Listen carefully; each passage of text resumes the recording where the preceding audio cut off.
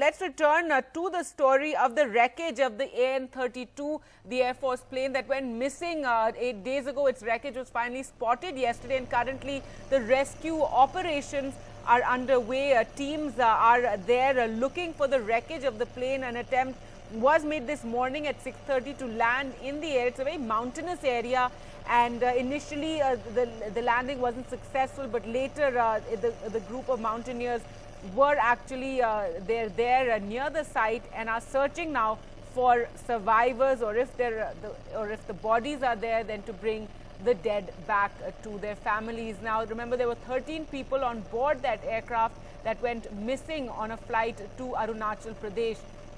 And since then, there had been a hunt underway, a search operation underway to find the wreckage of the aircraft. Now, local mountaineers are also helping.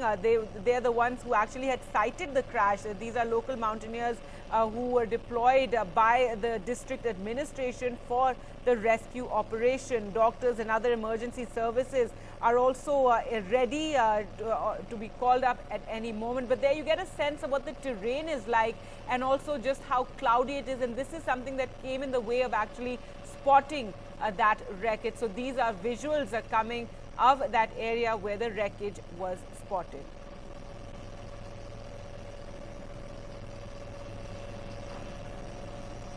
The rescue operation, it's being called a rescue operation. Remember, till the Air Force finds all the bodies and we know exactly what happened, they are going to continue to hope and look for any possible survivors. Anxious family members are also in Jorhat waiting. This flight had taken off from Jorhat and it was headed to Arunachal Pradesh when it went missing.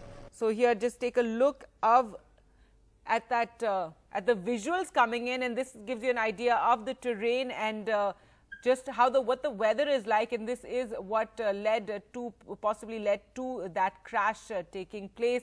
Well, let's go across to Vishnu for more. And Vishnu, we're seeing visuals of the area where that wreckage was finally spotted, and we believe a team of mountaineers is there to reach the wreckage, to get to the wreckage and look for bodies or any survivors.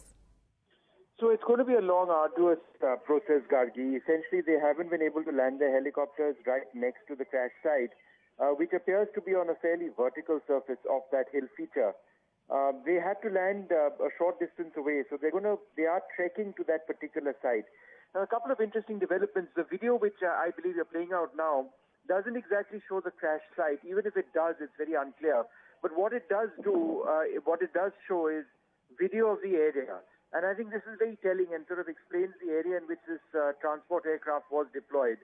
As you can see, there's low-lying cloud. It's typical of that area.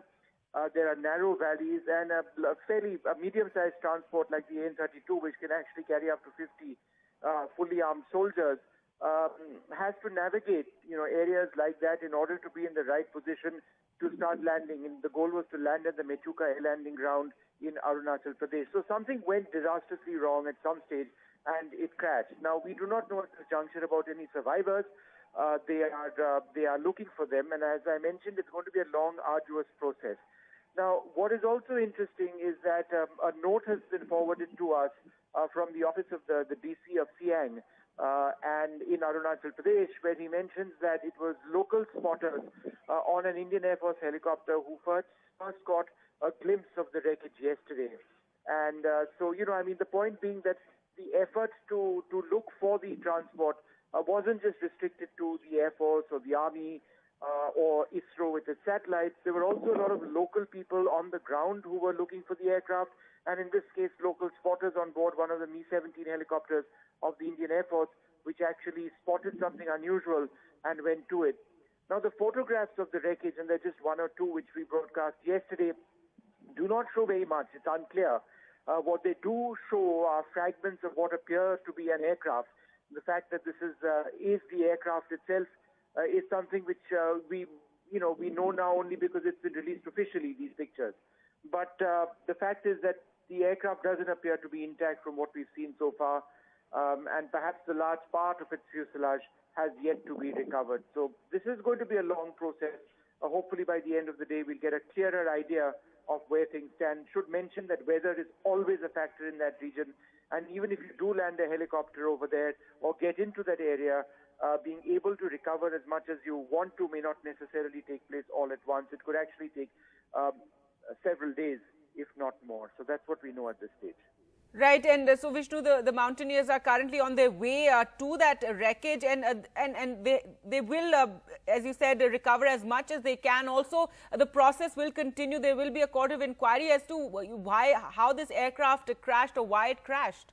Yeah, so that's a normal process. I would assume the court of inquiry has already been commissioned to look into this. That's going to take time, but what will be absolutely critical, and we can only hope that the rescuers are able to locate the cockpit voice recorder and the flight data recorder of these are two critical components of what is collectively known as the black box of the aircraft, because it's only once they can listen in on the communication between the crew members in the cockpit, and then they get accurate data on the flight profile. In other words, was it turning, was it going straight, was it climbing, was it descending, what was its altitude, what were its engine parameters, were there any machine failures, any technical failures on board.